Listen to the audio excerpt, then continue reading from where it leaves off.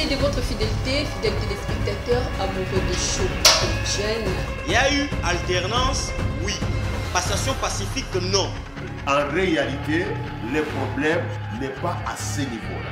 Baye bazwaki lipanda bazalaki bagene biso bagene ya lelo soki bamoni biso na place moko to baza na posa na biso ezalaka na rien que mpo topesa bango.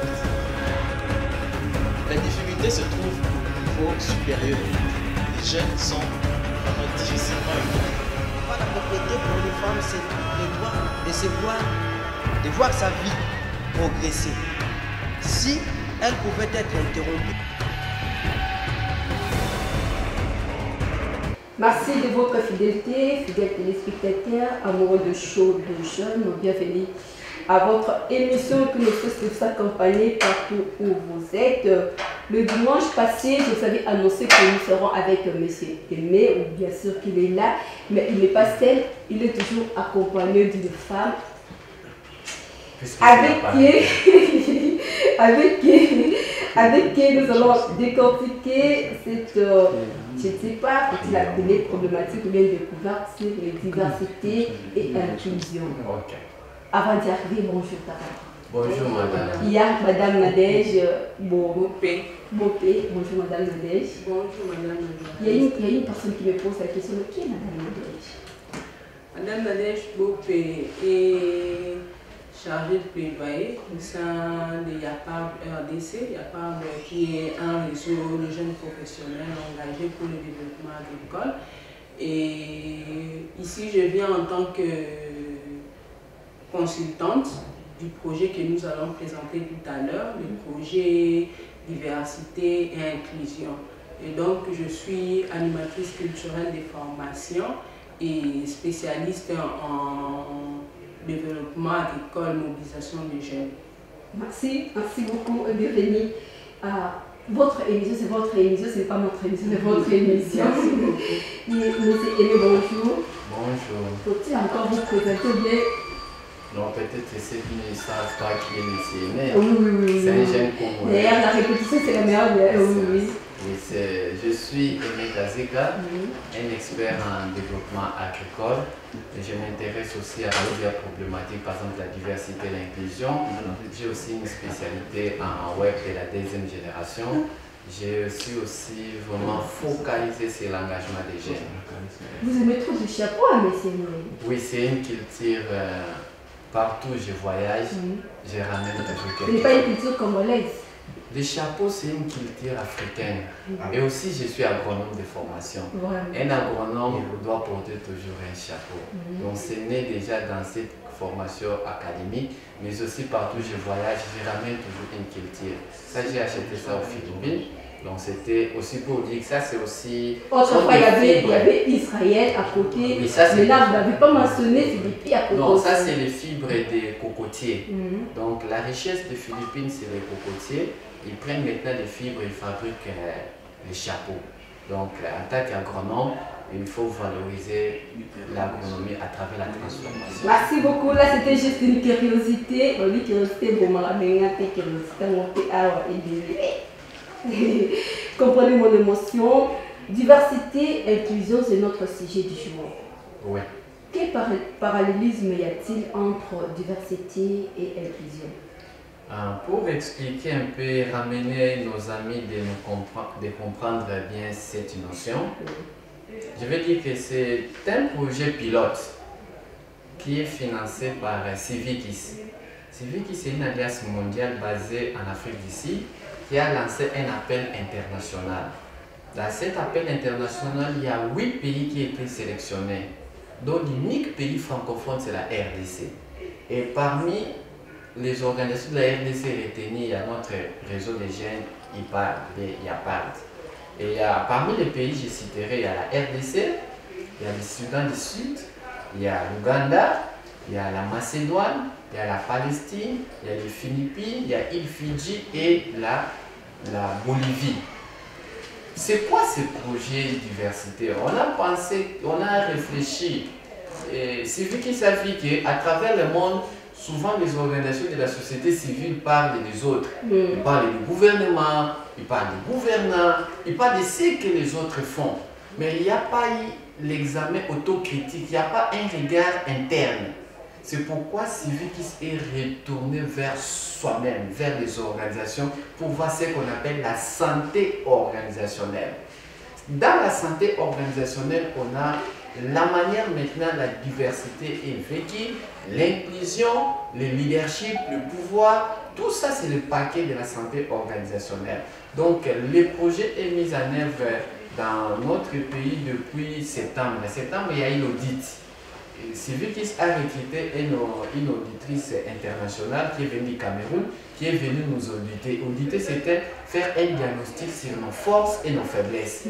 Après, il y a eu des recommandations. Ces recommandations ont été maintenant échangées aux Philippines. Nous sommes allés aux Philippines, puis on est rentré.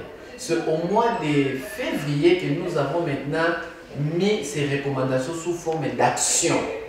Normalement, on devait commencer les activités à partir du mois de mars. Autrefois, vous étiez en Israël, le seul pays africain qui représente au moins parmi bon, disons, la 4e pays africain, la RDC est le seul pays représenté par vous. Oui. Na OEP et Zendememo, est-ce que vous rappelez le financement que peut soutenir l'autorité locale? Parce que comment vous défendez la République démocratique du Congo, vous faites l'honneur de la RDC, surtout de jeunes Congolais. Ça vous arrive de fois, vous avez moins soutien financièrement? Non, jusque-là, on n'a pas un soutien de notre gouvernement ni de nos ministères. Ça fait un de notre plaidoyer. Les efforts, les petits efforts qui se font là, ce sont nos propres efforts. Soit il y a autofinancement au niveau des jeunes, soit certains partenaires qui voient ce que nous faisons, ils disent non, si on peut vous aider. C'est pourquoi ils nous ont retenus sur base de ce que nous faisons pour que nous puissions commencer ça comme projet pilote. Donc, dans ce sens, c'est là où j'ai parlé que c'est encore pilote. Quand on dit pilote, c'est à l'essai. Et on a dit que pourquoi ne pas commencer ça au Congo avec cette jeune organisation? Bien qu'on est jeune, ça fait 3 ans, mais ils ont dit que vous pouvez commencer. C'est-à-dire quoi? Vérifier la santé d'une organisation. La santé d'une organisation est mesurée sur base du niveau de la diversité et de l'inclusion. Merci pour ne pas monopoliser la parole. Je vais à Madame Nadège, vos ajouts par rapport à tout ce que M. Aimé vient d'évoquer. Bon, je pense que M. Emma était très explicite. Il a expliqué la genèse du projet jusqu'à son niveau culminant. Donc, le projet a commencé avec Civicus et le voyage des Philippines a été effectué et tout ça. Donc, il s'agit ici de faire une sorte de diagnostic organisationnel. Étudier l'organisation de la société civile, pour le cas précis, il y a part des RDC. Est-ce que l'organisation est capable d'appliquer les principes de diversité? Principe de diversité, c'est-à-dire quoi? Est-ce que dans l'organisation, déjà dans le pouvoir, dans le leadership, dans les comités directeurs de l'organisation, ainsi que dans d'autres organes, est-ce que tout le monde est inclus sans distinction de sexe, sans distinction de race, sans distinction de catégorie sociale, sans distinction, je ne sais, d'opinion religieuse, sans distinction d'opinion politique, et ainsi de suite. C'est la question, la plus grande question que se pose cet exercice-là de santé organisationnelle. Qu'est-ce qui t'a poussé au moins à pouvoir parler ça en RDC? Bon, parler sans RDC, parce que comme vous le constatez d'ailleurs, il y a un problème, parce que tout projet de développement part d'un problème que les acteurs ont remarqué et le projet vient en tant que solution. Le problème se trouve dans la gestion des organisations de la société civile. Comme vous le connaissez déjà, les principes de diversité et d'inclusion ne sont malheureusement pas utilisé. C'est-à-dire quoi? Vous allez voir dans une organisation où à la tête il y a un homme, les chargés de telle autre responsabilité, c'est un homme, les chargés, les directeurs, un homme et ainsi de suite. Parfois les femmes ne sont pas considérées, n'ont pas des postes de responsabilité assez importants. Vous allez voir par exemple des personnes vivant avec un handicap. ne sont pas inclus dans l'organisation, ils n'ont pas les responsabilités. Vous allez voir des minorités par exemple comme des personnes, les LGBT autres ne sont pas inclus dans l'organisation. Et en dehors de ça, même sur le plan, comment dirais-je, sur le plan, sur le plan, même les dispositions pratiques, des bureaux par exemple, vous êtes dans un bureau où vous êtes dans un immeuble où il faut monter les escaliers pour arriver au bureau. Vous savez déjà qu'une personne vivant avec handicap ne peut pas, s'il n'y a pas de marche spécifique pour eux, ne peut pas monter. Vous avez par exemple des toilettes. Est-ce que dans nos bureaux, dans nos organisations, il y a des toilettes pour femmes, il y a des toilettes pour hommes? La santé sexuelle l'oblige, il faut qu'il y ait des toilettes pour femmes parce que les femmes et les hommes ont des besoins biologiques qui sont spécifiques, qui se différencient. Donc, ainsi de suite. Est-ce que tout ça c'est pris en compte dans nos organisations? Malheureusement, pas. Malheureusement pas, mais c'est aimé. Quel est alors son impact sur le marché d'affaires congolais? La diversité et l'inclusion, je dois le dire, c'est par rapport ici, dans les cas spécifiques pour nous, les organisations de la société civile. C'est-à-dire comment le niveau de leadership est vécu, comment le niveau, par exemple, de recrutement, comme elle a dit dans la pratique. C'est-à-dire, la problématique est que c'est un constat. Beaucoup d'organisations aujourd'hui de la société civile n'utilisent pas la clé de la diversité et non plus la clé de l'inclusion. Peut-être on va définir ça. C'est pourquoi nous, on s'est dit, quand ils cherchaient les organisations pour commencer ça, on dit, nous, on s'est accroché à ça, d'être les premiers à être pilotes. Sinon, on peut, en fait, on s'est sacrifié pour qu'on puisse s'auto-juger. C'est difficile de dire, c'est facile de dire à l'autre, non, t'as là, Nanis Noyonini. Non, moi, comment le titre. Mais la liste, non, peut-être difficile. C'est-à-dire, ces projets, c'est un auto-examen. Donc, nous, on s'est dit que nous venez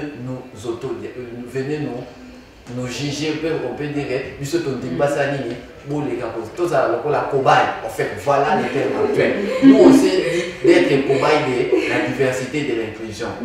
Donc, les conclusions, tout ça, donc, conclusion au busso et pour ne la pas na busso, il y a un mot qui extrapoler na busso. Donc, busso, on dit na busso à cobaye. C'est que place nango, place à diversité, na inclusion, na santé organisationnelle, et ça c'est situé où? Ah, ok, maintenant j'y reviens encore. Je prends l'ensemble, le gros ensemble, on est totalement dans la mathématique, c'est la santé organisationnelle. Dans quatre grands ensembles, dans quatre, si il y a petit ensemble, vous avez la diversité. Voilà un article que Nadège a expliqué. Vous avez l'inclusion, vous avez le leadership, vous avez encore le harcèlement, vous avez les habits, vous avez ce qu'on appelle même les recrutements. Toutes ces notions doivent être, même la prise de décision. Est-ce qu'une organisation, chef sur la décision, et qui est assez ou bien à tout notre collaborateur à débattre. Donc ça nous concerne. Donc cette problématique concerne toutes les organisations. Est-ce que moi, si face à la caca, na caisse, si on a une organisation mêlée, au moins la caisse, moi aussi. Mais dans tout on a un sommet global. Aux relations humaines, non. Ou bien les jeunes a pour qu'on soit poste la responsabilité d'accord avec le ministre. Qui a dit qu'un jeune ne peut pas diriger? Par rapport à l'expérience, peut-être que ça peut nous. Non, il y a des jeunes qui ont l'expérience. Voilà, madame est encore jeune, mais elle a l'expérience. La semaine passée, tu nous as reçu ici avec madame Sandrine. Tu as vu la jeunesse, mais elle a de l'expérience. N'habitez pas son Xavier. Non, c'est trop jeune. Voilà. Mais on encadre des jeunes. Non, je ne fais pas mon propre plaidoyer, mais on dit que la question de la diversité et de l'inclusion doivent toucher tous les sortes de domaines. Et ça touche toutes sortes d'organisations. Mais précisément pour la société civile. Pour la société civile, Madame Nadège ajoute par rapport à OEMA Outiko évoqué. Par rapport à OEMA Outiko évoqué, impact dans la société, la biso congolaise. d'abord développement et société. Ce qui va structure la biso, organisation la biso et qui est bosso, je pense que parce que ce sont des entités qui composent la société, je pense que la société connaîtra vraiment un développement émergent. Parce que comme tu le vois déjà, je crois déjà, on a un gouvernement, il y a eu beaucoup de remarques qui ont été faites aux dirigeants par rapport à ce que le gouvernement soit représentatif, c'est-à-dire qu'il y ait, je félicite d'ailleurs parce que Tomoni, président APC poste, même la personne vivant avec handicap APC poste. Donc voilà un peu. Ceux qui sont dans l'organisation en dehors du gouvernement, ceux qui sont dans l'organisation sont APC basi place, APC personne vivant avec handicap place, APC opinion sur place. Je crois que les sociétés sont ok parce que les sociétés sont organisées de telle manière qu'il y a plusieurs catégories sociales. Dans la société, il n'y a pas qu'une seule catégorie, il y a plusieurs catégories sociales qui se différencient par rapport à beaucoup de choses, par exemple le sexe, la religion, la mobilité physique et tout, et ainsi de suite. Et toutes ces catégories-là, comme ils forment la société, donc ce sont des catégories importantes qui doivent travailler de manière à booster le développement de la société. Donc, impact dans la société congolaise, et sa société na biso liboso ko pesa nyonso place où esengeli na prise de décision, place où esengeli na makambo malamu pour que société ekende liboso. Merci beaucoup Madame Nadège. Monsieur Aimé, vous comme Madame Nadège, vous évoquez beaucoup plus notion de la santé organisationnelle. Je ne sais pas, je me pose la question, même nos téléspectateurs aussi se posent la même question que moi. C'est quoi alors la santé organisationnelle? Ou bien quand vous parlez de la santé organisationnelle, vous faites allusion à quoi? En français facile, pour faciliter que les gens comprennent ce qu'on appelle la santé organisationnelle est égale la manière dont la diversité est vécue, la manière dont l'inclusion est vécue, c'est tout. C'est ça en français facile. Donc la manière dont cette organisation vit la diversité et l'inclusion. Voilà en français facile. Est-ce que naïveté... Si je peux dire en mathématiques, oui. Diversité plus inclusion est égal à santé organisationnelle.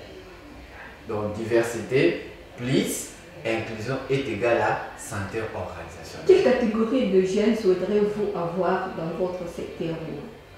Donc par rapport à la diversité, c'est vraiment tout jeune, sans exception, comme elle a dit, ni de religion, ni de race, ni d'âge, ni de sexe, ni d'opinion, ni même d'identité sexuelle. Sauf qu'il y a de telle identité sexuelle, non. Chez nous, il n'y a pas... Si, sauf que tu as un groupe moko, voilà, tu as sur inclusion, tu as sur inclusion.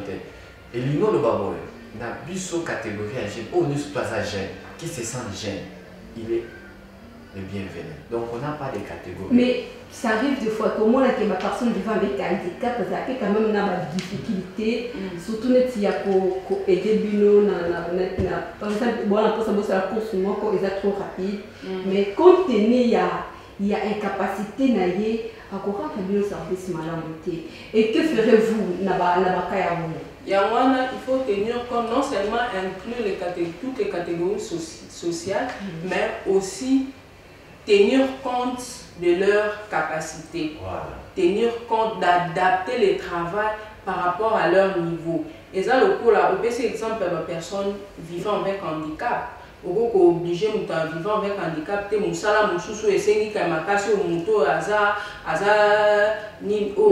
physiquement valide à ça. Mais personne avec handicap, il peut avoir d'autres capacités que nous pouvons exploiter. À cause de la maille, à cause de ma casse, il y a coma, et ça n'a mon tout. À cause de ma casse, il y a produit, l'idée, et ça m'a l'âme, pour sa organisation du bosso. Donc, il faut tout adapter, même pour la basse. C'est vrai que Biso Bassi n'a pas de capacité, mais Biso Bassi, il arrive à un certain moment, tout un aspect physiologique ou biologique où ils ont différencié Biso Bassi. À un certain niveau, moi, ça au choisir. Tu es dit que basé et yaka, c'est pas un bassi. Moi, si je me suis en cause à Nazé, Aza sous ma casse, il y a tout n'est pas travaillé, Aza sous ma casse, il y a aussi telle ou telle autre chose. Alors, tu dois adapter Moussala par rapport, il y a niveau, il y a moi si wana, il y a capacité, donc c'est un peu ça. Mais une telle femme peut produire d'autres idées, elle peut donner, elle peut contribuer à telle ou telle autre chose qui peut faire avancer l'organisation. Madame Nadège, tu y a une catégorie de jeunes nuances. Surtout qu'il y a une opportunité pour au moins représentant les jeunes vivant avec handicap. Et loko, à la discrimination, ils ont toujours d'un côté na bango. Est-ce que vous êtes venu pour faire la promotion de personnes vivant avec handicap pour leur valoriser encore ou bien pourquoi quand vous levez la main que vous êtes là juste pour les soutenir? Oui, nous sommes là juste pour les soutenir, soutenir ces gens-là, leur dire qu'ils ont une responsabilité, ils ont une contribution donnée à la société. Déjà dans les projets, il y a des activités qu'on va organiser essentiellement avec ces gens-là. Des activités de sensibilisation sur la lutte contre les harcèlements, la lutte contre les discriminations envers les personnes vivant avec handicap, mais pas que, ainsi qu'avec d'autres minorités sexuelles, les femmes et ainsi de suite. Donc, les personnes vivant avec handicap, ils doivent comprendre qu'ils sont importants. Ils sont importants dans notre société, qu'ils ont un rôle très important à jouer comme nous autres. Ils ont leur place au sein des YAPAB, ils ont leur place au sein du processus de développement de la RDC. Donc, les discriminations, il n'en manque pas. Dans une société, il y a toujours des discriminations, il y a toujours des inégalités. Et non pas seulement envers les personnes vivant avec handicap. Il y a des discriminations au niveau entre les vieux et les jeunes, il y a des discriminations entre l'homme et la femme, il y a des discriminations entre les chômeurs et les employés, il y a des discriminations entre les chefs et les subalternes et ainsi de suite. Donc, les discriminations dans la société, il en existe. Mais il faut lutter pour que ça puisse prendre fin et que la société aille de l'avant dans un contexte d'égalité, de chances et de droits. Merci beaucoup, M. Émile. Partant de tout ce que Mme Nadège vient d'évoquer ici, avez-vous déjà commencé à lancer vos activités sur le marché ou pas? Nos activités, officiellement, on devait commencer au mois de mars. Mais quand il y a eu la pandémie ou bien le confinement, on ne pouvait plus organiser des activités physiques où on devait réunir plus de 20 personnes. Puisqu'on avait prévu chaque mois organiser des activités avec 25 personnes. Mais dans la pratique, on a recruté un consultant qui est en train d'élaborer un document sur les politiques de lutte contre les abus, les harcèlements. Donc c'est un document, il est fait et il fait un sondage en ligne. C'est ce document qui sera produit déjà fin. Donc harcèlement autrefois, ils ont eu. Voilà, donc comme c'est notre thématique, on est en train de voir un peu dans les organisations des jeunes comment se passe cette question, comment on voit en fait, le point de vue des jeunes. Ça c'est la première activité, puis c'est une activité. Deuxièmement, c'est ce que nous venons de faire ici à la télé, faire les sensibilisations, organiser des émissions. La semaine prochaine, nos amis qui sont en province vont organiser le même type d'émission maintenant au niveau des radios communautaires. Après, on va aussi organiser, si la situation se normalise, un forum sur, pas vraiment forum, mais un atelier pour expliquer ces concepts. Puisque ce sont des concepts nouveaux, on doit l'expliquer. On va aussi faire un atelier sur le leadership féminin. On a remarqué qu'il y a un problème de leadership au niveau de la jeune fille. D'où il faut ressortir ces cas-là qui existent et aussi montrer ça comme modèle. Donc l'idée pour nous, ce n'est pas d'enseigner le leadership féminin, mais d'identifier, de glaner dans la société les cas qui ont déjà émergé, comment elles peuvent servir des modèles. Puis il y aura des activités d'appui agricole aux LGBT. Des LGBT qui seront dans l'entrepreneuriat agricole, on va les accompagner. C'est quoi encore le LGBT? Vous avez des termes, hein? LGBT, je laisse la parole à Madame Nadège, c'est quoi? Au fait, les LGBT, c'est une minorité sexuelle. C'est-à-dire ce sont des personnes qui ont choisi une autre orientation sexuelle par rapport à nous autres. LGBT, lesbiennes, gays, bisexuels ainsi que transsexuels. Nous incluons ces gens-là parce que c'est un sujet qui est vraiment très sensible, surtout dans notre société à hyper-religiosité. Nous associons ces gens-là dans le cadre de ce projet qui met un accent particulier sur la diversité et l'inclusion. Pourquoi? Parce que ce sont des gens qui souvent sont marginalisés dans notre société. On remarque que dans la société, la implication il y a des jeunes filles, comme il y a des femmes, elles sont au moins trop faibles. Et cette faiblesse est dite à quoi?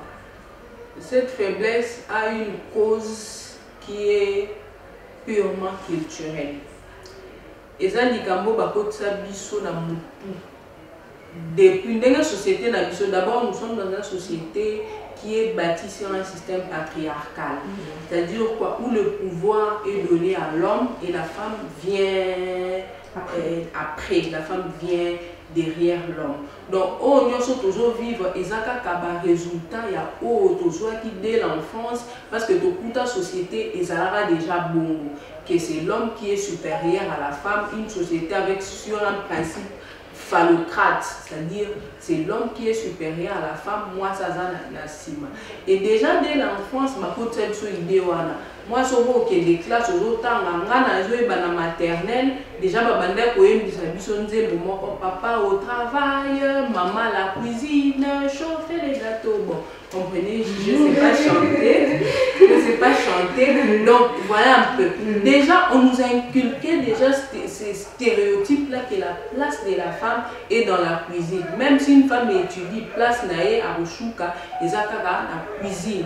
Donc vous comprenez un peu, c'est quelque chose qui est dans la tête, c'est culturel. Et que tu vois toujours à continuer à vivre ces genres de discrimination ou bien Justement, c'est pourquoi tu vois beaucoup de femmes ont pris conscience, elles se sont levées justement pour sensibiliser les autres femmes, les conscientiser, à prendre leur destin en main, à comprendre que la femme a un rôle à jouer dans la société. Qui du reste, c'est un rôle prépondérant parce que nous savons tous que l'économie de notre pays est tenue par les femmes. Donc nous savons tous que déjà dans la famille, l'éducation des enfants et beaucoup de choses qui concernent et qui sont des choses très importantes pour la survie de la société et sont tenues par la femme. Donc voilà un peu, nous nous sensibilisons. Moi, quand je me suis présentée, je n'ai pas dit ça, je suis activiste pour le droit des femmes et des filles. Donc les femmes doivent prendre conscience de leurs droits, elles doivent prendre conscience qu'elles ont un leadership, développer leur leadership et de s'autonomiser économiquement parce que beaucoup de violences faites aux femmes, au Mibani, la base ainsi que la société, et ça a dû, parce que moi si à maison ici sima, parce que la société ligne que moi si à zone à ma société zone ici moi si sima. Donc voilà un peu. Donc l'ennemi de la femme est la mobilité. Ennemi à moi, si comme beaucoup de gens les mobilité, c'est la société dans laquelle nous vivons qui est bâtie sur un système patriarcal. Et dans ça, les femmes et les hommes aussi doivent aider les femmes parce que dans la société, il faut qu'il y ait les femmes et les hommes pour que Moukile que les femmes va contribuer, les hommes doivent contribuer ensemble. Moukile que les si la seule contribution devient que chez les hommes, il n'y aura pas d'équilibre social. Il n'y aura pas d'équilibre social et Moka et Kokende, donc les jeunes filles doivent prendre conscience qu'elles ont des compétences. Parce que autant dans la classe, autant on était même d'ailleurs plus intelligentes que oui, pour la plupart des cas. Pour la plupart des cas, beaucoup de femmes ont été. Je ne fais pas ma publicité parce que je m'estime. J'ai toujours été première de la classe. Je l'ai dit à la télé. Les amis, les garçons qui sont en train de suivre doivent témoigner. Même à l'université, j'ai fait des distinctions. Alors que j'avais des amis hommes dans l'auditoire. Donc voilà un peu. Et parfois, nous sommes aussi plus intelligents. Les problèmes, c'est seulement de prendre conscience de notre dignité et de se comporter en conséquence. Avant de donner la parole à M. Aimé, nous avons eu parce que quand même, nous avons plaidé surtout pour la banaya. Parce que nous avons campé quelque part en arrière, partant, dès que nous avons la femme, tout le monde est à Congo. mingi na ville ya Kinshasa, ba femme to ba jeune fille na mois de la femme et puis na mois de mars parce qu'elle a beaucoup plus active. Mais pendant cette période, silence absolu. Commentaire non les amis. Parce que nous sommes à cause de nos culturel. Les gens ne vont présenter cette journée, il y a le 8 mars, c'est au mois de mars, et si vous présentez ça comme un truc qui est festif. C'est-à-dire quoi? Il y a des festivités qui s'organisent, si balatima puta, bo meli masanga, bo langwe, bo sali solini et si donc va présenter biso yango. La femme considère que c'est à moi wana pas pour prendre conscience mais pour accepter là. Donc voilà un peu. Et tout ça, la société, est ça pour comment dirais-je, et ça pour amplifier en gros, et bongo. Or, on doit sensibiliser les femmes pour sortir de là. Moi, ça veut dire que journée la biso, maman, le 8 mars, moi, la biso. Et après, qu'est-ce qu'on fait? Moi, j'ai toujours dit que le droit des femmes, c'est toute l'année. Le 8 mars, c'est toute l'année. Le mois de la femme, c'est toute l'année. Tant que cette femme-là vit tous les jours, tant que c'est elle qui est garante de la société. Donc, c'est toute l'année qu'on doit célébrer le mois des femmes. Ce n'est pas seulement un jour. Merci beaucoup, Madame Nadège. J'ai aimé votre jour parce que nous, c'est là déjà, ça nous reste pour moi quelques minutes. Votre jour par rapport à tout ce que Madame Nadège vient d'évoquer. Donc peut-être ça sera aussi mon mot de la fin pour dire que c'est encore en phase pilote. Donc c'est une première expérience au Congo. Donc on reviendra prochainement pour expliquer. Quand on va organiser des activités physiques, on va inviter beaucoup de jeunes pour débattre puisqu'on a plusieurs activités. Ça, ce n'est qu'une des activités, c'est la sensibilisation à travers les médias. Donc c'est le mot de la fin. Donc si on n'a pas pu tout développer puisque compte en 2 minutes, je crois qu'on reviendra à la chaîne pour expliquer, pour détailler. Ça, c'est comme au moment de la fin. Merci beaucoup, Madame Nadège. Quel message laissez-vous aux jeunes filles ainsi qu'aux femmes?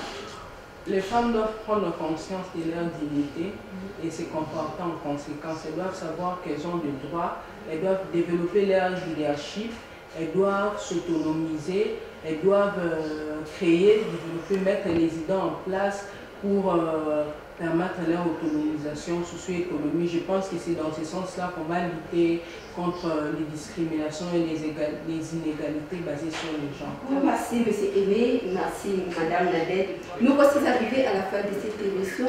Aujourd'hui, nous avons décortiqué la diversité et l'inclusion dans la société congolaise. Si j'ai compris au moins pour le Belango Bongo, on avait l'honneur de recevoir M. Aimé. Une fois de plus, merci. Merci Mme Nadège. Bonne suite du programme. On se retrouve encore prochainement. On a le plaisir d'avoir un nouveau numéro. Portez-vous bien. Au revoir.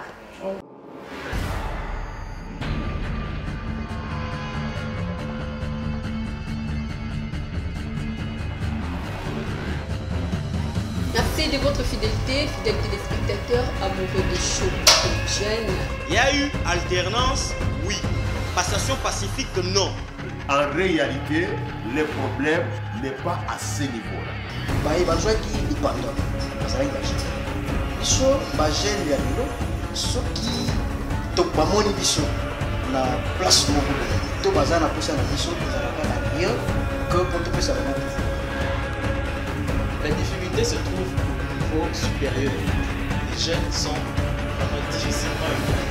La propriété pour une femme, c'est le droit de voir sa vie progresser. Si elle pouvait être interrompue